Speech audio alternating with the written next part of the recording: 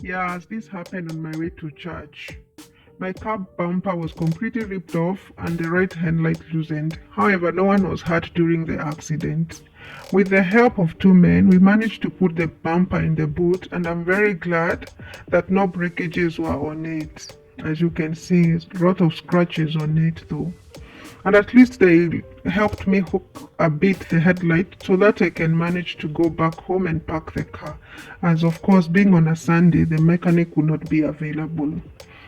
And of course, he came the next day, did some kidogo first aid, and rushed it to the garage. And here he is.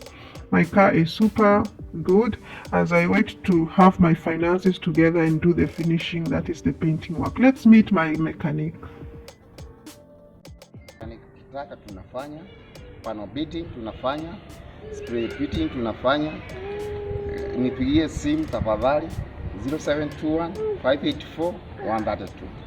Naitwa John Kamunyo Moyo. Remember guys, drive safe and be careful on the road. Thank you.